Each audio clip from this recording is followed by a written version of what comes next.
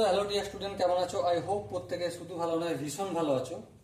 স্ক্রিনের ওপর একটা কোশ্চেন আই হোপ দেখতে পাচ্ছ। এই কোশ্চেনটা আমরা নিয়েছি ত্রিকোণমিতিক অনুপাত ও ত্রিকোণমিতিক অভেদাবলী এই চ্যাপ্টারে 23.3 যে কোষে দেখি রয়েছে না, তার 9 দাগের বিয়ের একের অঙ্কটা কি বলেছে কি বিয়ের দাগের অঙ্কগুলো এখানে দুটো রয়েছে। কোশ্চেনে বলে রেখেছে কি যে নিচের বিবৃতিগুলি সত্য না মিথ্যে লিখি। একের দাগেরটা কি রয়েছে যে যদি আলফা এর মান 0 সমান অথবা 90 ডিগ্রি থেকে ছোট হয় তাহলে sec square alpha plus cos square alpha এর সর্বনিম্ন মান 2। এটা সত্যি না মিথ্যে? চলো দেখি। Sec square alpha plus cos square alpha, ঠিক আছে, এর মানটা সর্বনিম্ন কত? 0 হবে। এটা সত্যি না মিথ্যে? কিন্তু এটা করার আগে আমি একটা ছোট্ট কাজ করব। কি কাজ? এ স্কোয়ার প্লাস বি স্কোয়ার এর সূত্র কি? এ মাইনাস বি তার হোল স্কোয়ার প্লাস 2ab লিখতে পারি? হ্যাঁ লিখতে পারি, কোনো অসুবিধা নেই।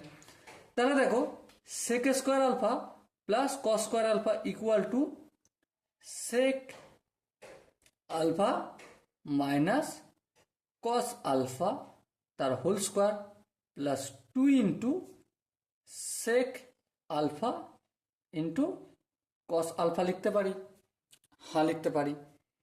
এবার এখানে এই sec alpha minus cos alpha পুরোটা যে হোল স্কোয়ার রয়েছে এর সর্বনিম্ন মান কত হতে পারে জানো? 0 হতে পারে। কেন 0 হতে পারে আমি একটু দেখাচ্ছি। দেখো এখানে এটা কি রয়েছে? স্কোয়ার রয়েছে, তো মানে কি পূর্ণবর্গ রয়েছে। সাপোজ আমি এখানটা একটু দেখাচ্ছি।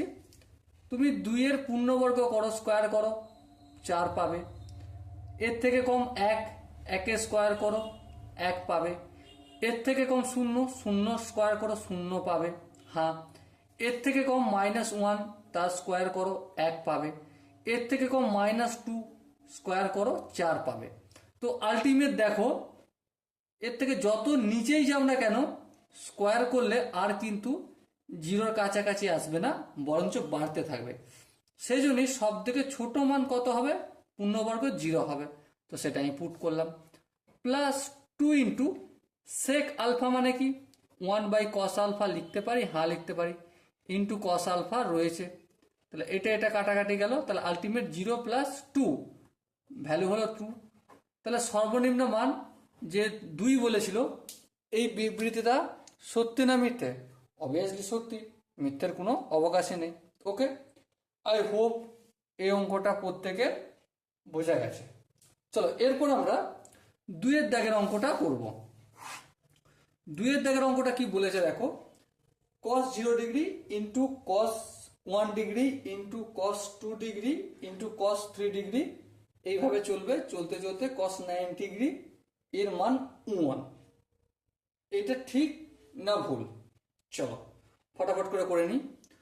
লক্ষ্য করো কি আছে, cos 0 degree into cos 1 degree, হ্যাঁ, ইন্টু cos 2 ডিগ্রি, হ্যাঁ, ইন্টু এভাবে চলতে চলতে কত দূর পর্যন্ত যাবে? cos 90 ডিগ্রি পর্যন্ত যাবে। হ্যাঁ ঠিক।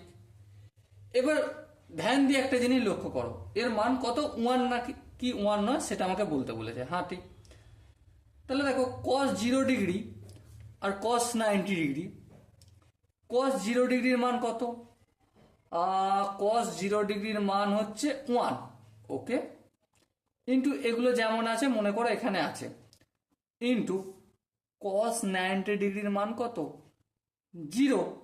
তাহলে 0কে যে কোনো সংখ্যা, যত বড় সংখ্যা দিয়ে আমি গুণ করি না কেন, কি হবে তার আনসারটা? 0ই হবে। সো এখানে দেখো মানটা যে 1 দেওয়া রয়েছে, তাহলে এটা কি ঠিক দেওয়া রয়েছে না ভুল দেওয়া রয়েছে? অবভিয়াসলি ভুল দেওয়া রয়েছে। এটা 1 হবে না, হবে কত? 0 হবে।